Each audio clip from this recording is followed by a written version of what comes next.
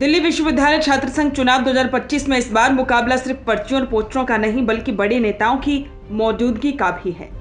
इस चुनावी समर में कांग्रेस के दिग्गज और राजस्थान के कद्दावर नेता सचिन पायलट की एंट्री भी चर्चा का विषय है। दिल्ली यूनिवर्सिटी कैंपस में 3 बड़े संस्थानों मिरांडा हाउस, लॉ सेंटर और हिंदू कॉलेज में छात्रों के बीच जाकर प्रचार करना, एनएसयूआई के पूरे पैनल के लिए वोट मांगना और खास तौर पर जोधपुर की जोशलीन चौधरी जो कि अध्यक्ष पद की उम्मीदवार हैं, उनके पक्ष में पूरा माहौल बनाने का प्रयास किया है। सचिन पायलट का ये दौरा सामान्य नहीं है। वे राजस्थान में लंबे समय तक कांग्रेस के युवा चेहरे के तौर पर पहचान बना चुके हैं। छात्र राजनीति से जुड़े आंदोलनों में भी उन्होंने अपनी सक्रियता निभाई है। हाल ही में राजस्थान में जब एनएसयूआई ने छात्र संघ चुनावों की बहाली के लिए प्रदर्शन किया था, तब पायलट खुद सड़क पर उतरकर छात्रों का साथ देते नजर आए थे। अब वही जुझारूपन वे दिल्ली की गलियों में लेकर पहुंचे। दिल्ली यूनिवर्सिटी चुनावों का प्रभाव केवल कैंपस तक सीमित नहीं, अक्सर यहाँ की जीत हार राष्ट्रीय राजनीति में भी संदेश देती है। यही कारण है कि सचिन पायलट की एंट्री को कांग्रेस की एक रणनीतिक चाल माना जा रहा है। कांग्रेस चाहती है कि पायलट जैसे क्लीन इमेज वाले युवा नेता सामने आए और उन्हें लाकर छात्रों और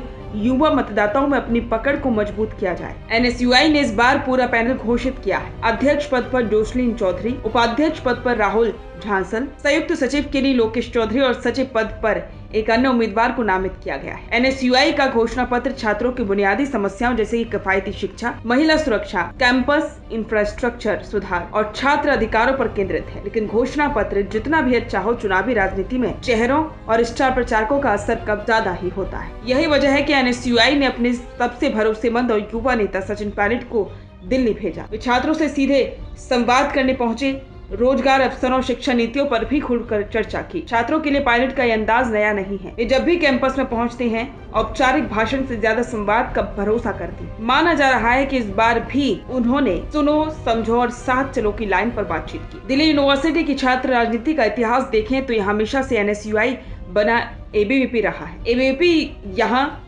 राष्ट्रीय स्वयंसेवक संघ और बीजेपी की छात्र इकाई, वहीं एनएसयूआई कांग्रेस की छात्र शाखा है। पिछले कुछ वर्षों में एबीवीपी ने लगातार दबदबा बनाए रखा, लेकिन एनएसयूआई मानती है कि पायलट जैसे बड़े नेता की मौजूदगी से इस बार समीकरण बदल सकते। राजनीतिक विश्लेषकों की माने सचिन पायलट की इमेज यहाँ निर्णायक साबित हो सकती। वे न सिर्फ छात्रों के बीच लोकप्रिय हैं, बल्कि उन्हें एक ऐसे नेता के रूप में देखा जाता है जो युवा मुद्दों पर गंभीर रहती हैं। सचिन पायलट का हमेशा से ही मानना रहा है कि छात्र राजनीति लोकतंत्र की प्रयोगशाला है। वे बार बार कहते आए हैं कि विश्वविद्यालय में राजनीति केवल सत्ता पाने का जरिया नहीं बल्कि समाज के लिए नेतृत्व गढ़ने का माध्यम है। अब देखना ये होगा कि सचिन पायलट की सक्रियता दिल्ली विश्वविद्यालय के छात्रों को कितना प्रभावित करती है। क्या उनकी मौजूदगी एनएसयूआई के लिए जीत का रास्ता खोलेगी या एबीवीपी अपने पुराने किले को बचाने में सफल होगी। इतना तय है कि इस बार का चुनाव केवल पोस्टर और भाषणों तक सीमित नहीं रहेगा। सचिन पायलट की मौजूदगी ने इसे राष्ट्रीय राजनीति से सीधा जोड़ दिया है।